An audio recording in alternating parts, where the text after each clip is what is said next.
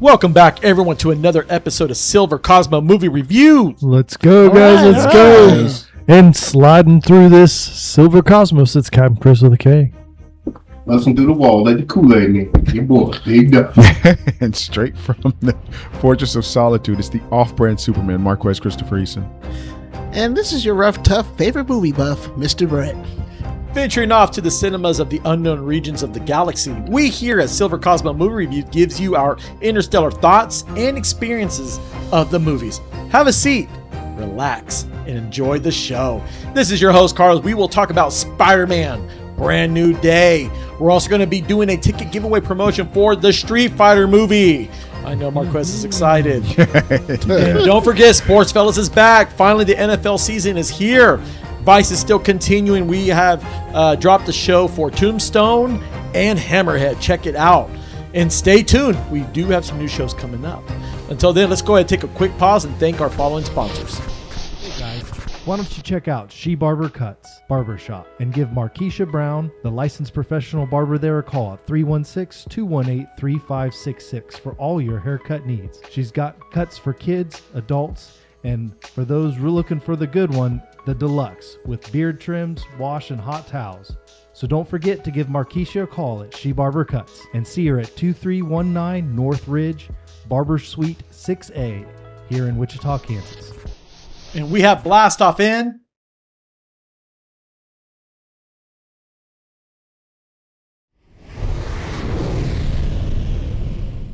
Spider-Man Brand New Day, starring Tom Holland, Zendaya, Sadie Sink, Jacob, Babylon, and John Bernthal.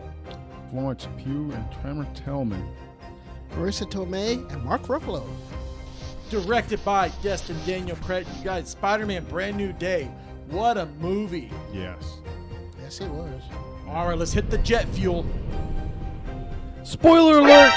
If you haven't seen it and you don't want us to give it away, the movie, then Houston, We have a problem. Houston, we have a problem. you guys suck. Seriously. Seriously. This is I can't ever remember what we say. No, we don't. Now I know how Apollo 13 felt. Jeez. Yeah. All right, well, let's dive into the plot, you guys. Okay, so Chris, just tell us the basis of Spider-Man Brand New Day. Well, coming up following the events of No Way Home, obviously at the end of that, Peter Parker had to wipe the entire world's memories of him, including his best friends and love interest, MJ and what's the kid's name? Jacob, but Ned yes, Ned Leeds. Yeah. That's sorry, just escaped me there for a second. So anyway, we see him coming back, and so it's really a story of him trying to figure out this new type. It's called Brand New Day because he's trying to figure out this new type of life that he's leading in a world where he's not really, that has no one to connect with and no family, friends left because they've either forgotten about him or they've passed away. So that's kind of the overarching deal. And then, of course, starts fighting people and, saves the world. Fight crime and starts, deal with, I guess you say mental. He's going through a lot of mental issues, which cause changes in his body, and just started, navigating, trying to. It's almost like going through, puberty in a way, but not really. Spider puberty. Yeah.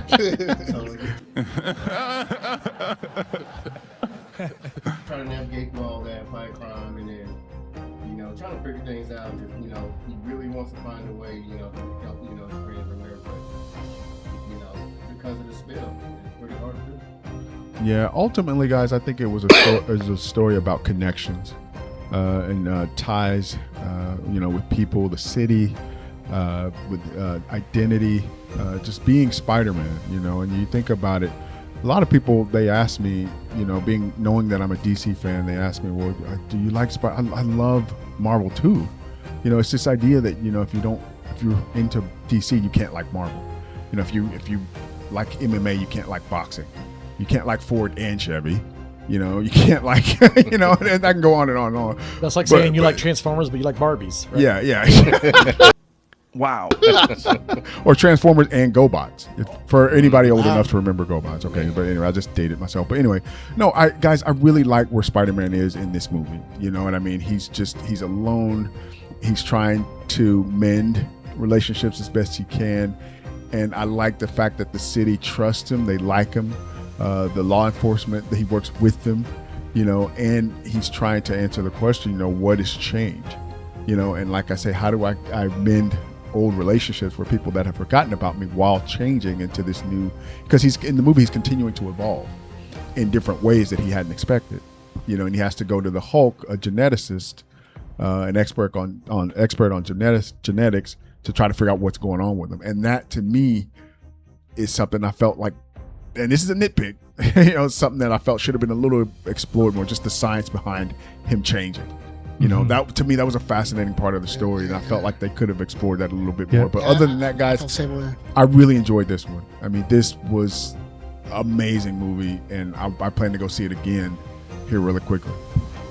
Yeah, I feel you know, Spider-Man has, you know, he's decided you know to pretty much, you know, just you know, be alone, do his own thing for now. I mean, he wrote that long love note to MJ, and he's on, you know, on basically he's teetering between should I give this to her, you know, reintroduce myself, or should I just leave well enough known alone?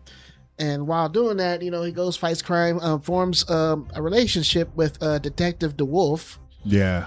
I mean, and they start from a good relationship. Even, you know, begins to, you know, have, you know, know her kids' names. Yeah, that was silly. And you know, and just the city embraces him.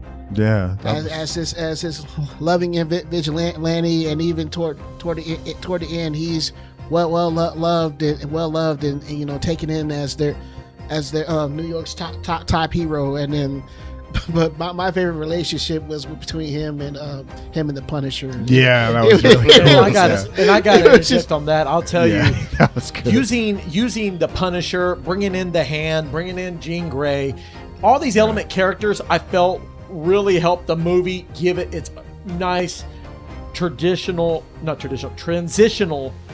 movie from priors. And so the deal is, especially with Jean Grey had her top going on. You had the Punisher dealing with his stuff. Then you saw the Hulk trying to get back in. Right. And so the Hulk was already a known character. And so, indeed, he went through a lot just to be at the point that where he was. And as everyone knows, if you've seen the show The Punisher, we know that this was another cliche form, watered down version of the Punisher. Yeah, they toned him down a little bit. Which is okay. I can dig it. Did a great job. They did. Did a great they job. Really did. And John Bradley, I'm becoming a fan of his. Yes. This guy can do it. Like literally, my wife loves that guy. Yeah. Yeah. Sometimes I have to ask, do I need to be worried? You know, start wearing your Punisher t-shirt. Get in, man. No. Yeah. But no. Black Punisher. Yeah.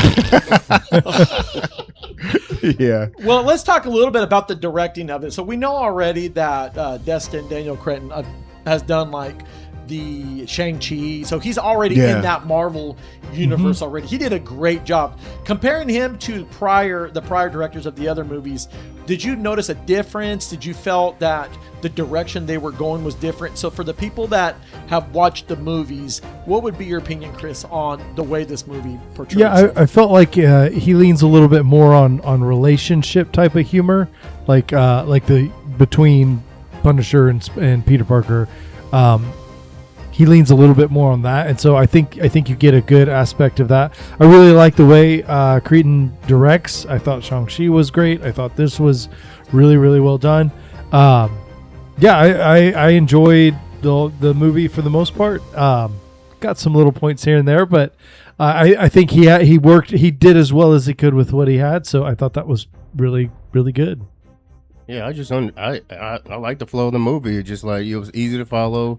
You know, but we were still trying to figure out who's the bad guy until it finally got revealed. But you did a good job with that. But, you know, and then Spider-Man trying to, with the relationships, with everybody, just, how he's just trying to keep them together and trying to figure things out.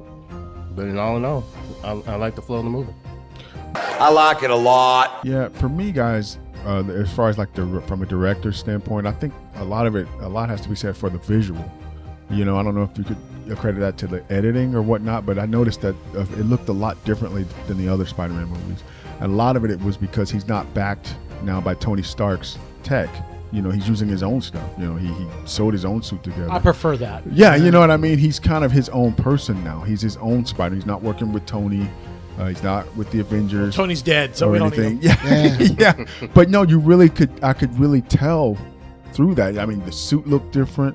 It looked more, you could see the little wrinkles in the back and a little bit in the mask and stuff like that. And I felt like that was a nice touch.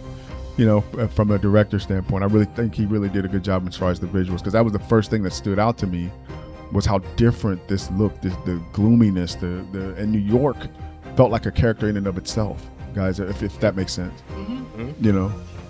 I kind of like to put, the portrayal of Peter in this one, him kind of being the guy like from the outside looking in. How they take it to that perspective, even though the bad guy revealed, I kind of saw that coming, because I sitting there, remember looking at him, I was like, yeah, this guy from the guy director of Damage Control, I could look at him like, yeah, this guy's dirty. Yeah, you can kind of just tell right off the bat. I'm like, yeah. But but other than that, I felt the movie was directed well. I mean, there's a couple of parts that kind of dragged for me a bit, but the flow was good. It told a great story. So look at it in this direction of how the movie was portrayed. So when you brought in the Punisher, we know the Punisher, for example, that lead, bringing him in, it was what we were going to get out of it. And so I was able to say, yes, we brought in action. We brought in someone that did not think along the same lines as Spider-Man. Yeah. But what he did was he brought the ingenuity of, okay, I got tech. So it wasn't too far-fetched. If you remember the 90s Spider-Man, when the Punisher was trying to track down Spider-Man, he had all this high-tech gear, and he was doing a little too much. It was a little too much. Yeah. But then, knowing that they're introducing the X-Men, and especially Jean Grey being in there, I think it sets up that bridge, that portal, to introduce the X-Men. So there was definitely some transition to the movie, setting up the next phase, the next with the mutant side, which honestly I was not a big fan of Peter Parker being the godfather of mutant oppression. Yeah.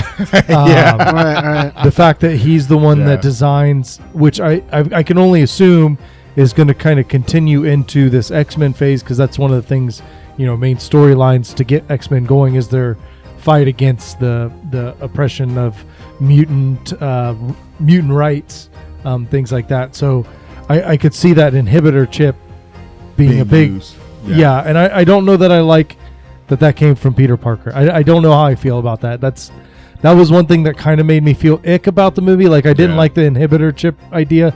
I've always seen Peter Parker as one to just be able to get his mind around it and write, so to speak, and not have to rely on. Yes, he's very, he gets all worked up about stuff, but to me, that's part of his thing, is that, like, with his will and intelligence, he's able to work around that stuff, and to put it into this inhibitor chip deal. I don't know if it's just a way to get the Hulk in there, or I don't know. I didn't feel great about that. So let's go back. Let's go back into the 90s. Let's go back into the 90s. Okay. It was technically Lizard. It was the Lizard, the one that taught Peter Parker, not Peter Parker, but Spider-Man, on how to control that mutant gene.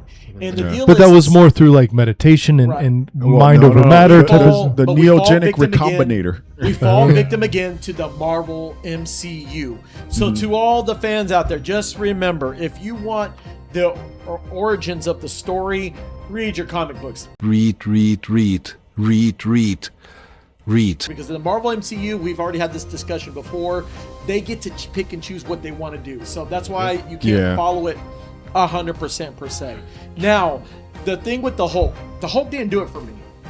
No. I like the Hulk. I'm 100% happy that Mark Ruffalo got his appearance in, and also I was excited that the Hand made the appearance in this movie. it was cool. But the Hand, that's not what the Hand does. The Hand isn't just a group of cool people decided, hey, I want to be good for once. These are mercenary people that have they're rogues. been in the shadows for thousands. It's like the League of Shadows kind of deal that they've been in for so long, and they're out there to work and eradicate anyone that goes against their agenda.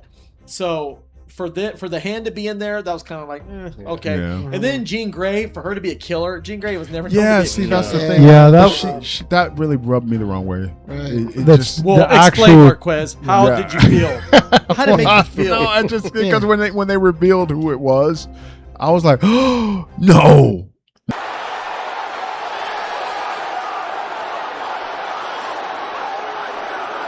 No, she's either a clone, or someone using her name. Yeah, because that threw me all the way off, man. Wait, no, that can't be. That's not Jean. That's not her. Like I know she was a little bit of a wild child till she met Professor X, but like you said, like it's not killing. Yeah, I don't know, but you also have that aspect with the Punisher. Like I feel like Spider-Man was never a big fan of the Punisher because of his techniques, the fact that he uses lethal force and he does it around innocent people, which he was freaking out a little bit about that at times in the movie. But and another thing, I'm sorry, go ahead, Chris. Oh no, I was just gonna say it's little things like that. Now I love the Punisher. I thought it was a great kind of chemistry, but I feel like they didn't really hit on the substance of where that relationship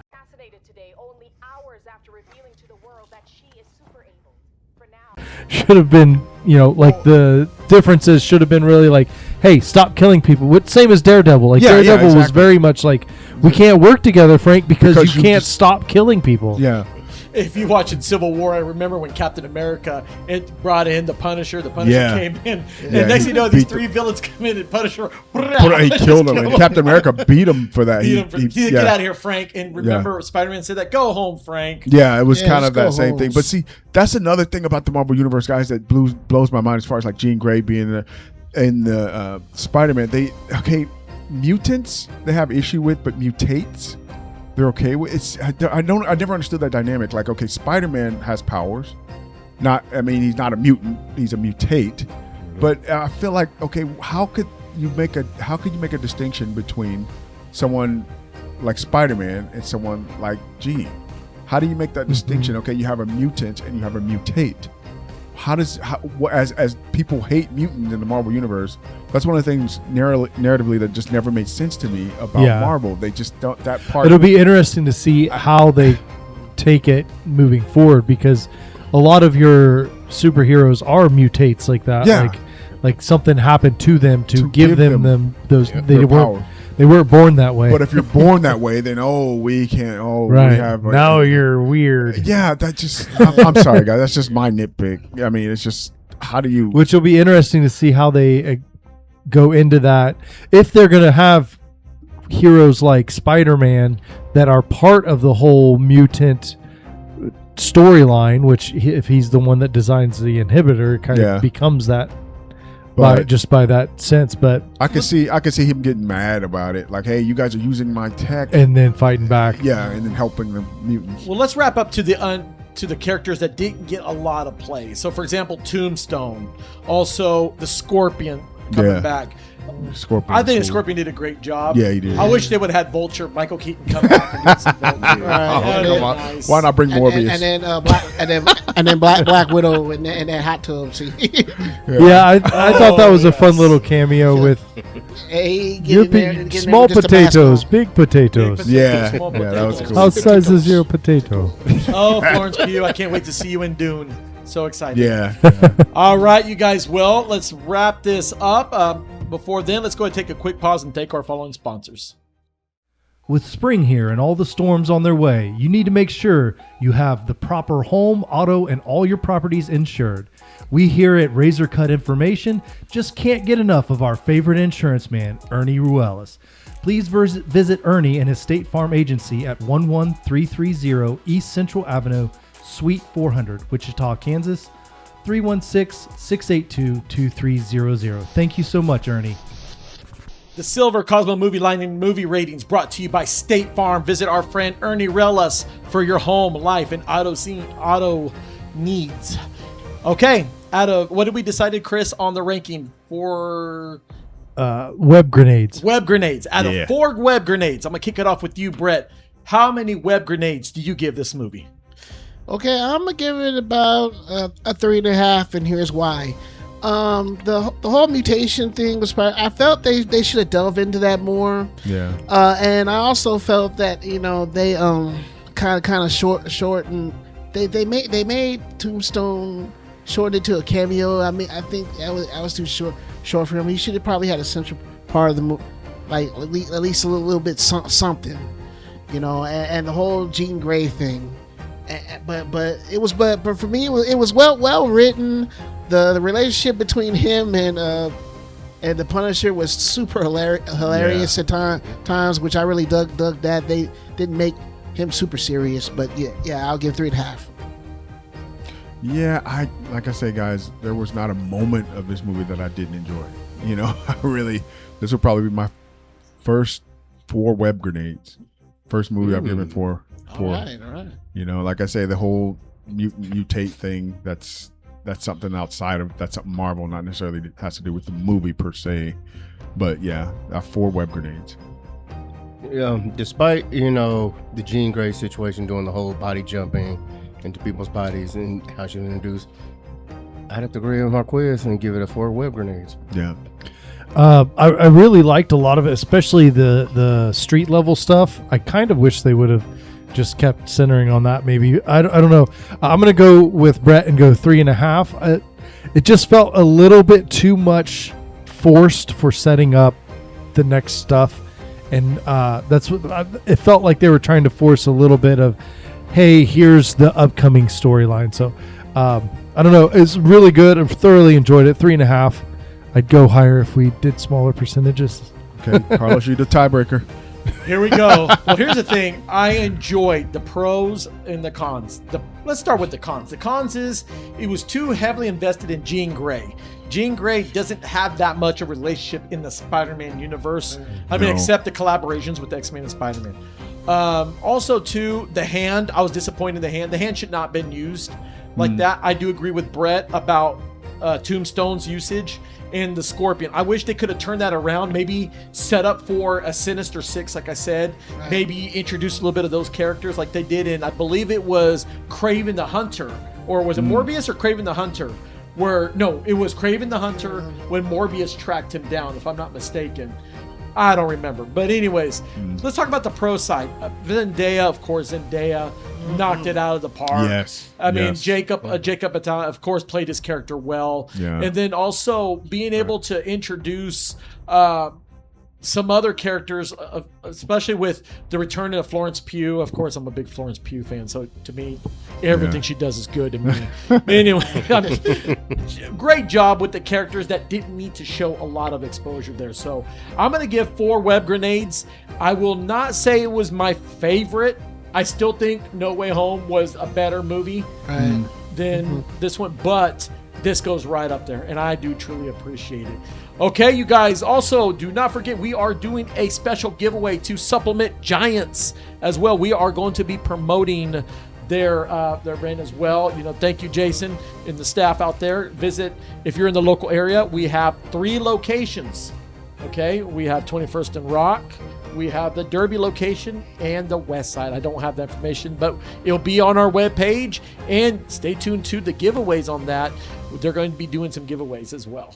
All right. Any shouts before we go? As always, the fans and cast and crew, thanks for all the work, guys. Yeah, thanks all the listeners out there, and hope you enjoyed the show. Same. I love you guys. All right, shout out to cast and the crew, shout out to all our listeners, to all our local movie spots, especially the Boulevard Theater, and as always, hey, Mom and Dad. Yes, thank you for bringing that up as well. Yes, shout out to Boulevard Theaters. We will be collaborating with them soon when we do our upcoming movies, so stay tuned to that. Also, support your local comic book stores as always, that if you want to dive in more to the characters as well. Thank you to all of my listeners. Shout out to everyone that shows love there. Tom, thank you for tuning into our show. Christian as well. TIE Fighter, you know who you are. Thank you for tuning in as well. Friend Corey as well, thank you so much for tuning in. I mean, it's all you guys. The list can go on and on, but you guys know from the bottom of my heart, I appreciate it that you guys take the time and tune into our show. All right, stay tuned. Until then, we're out.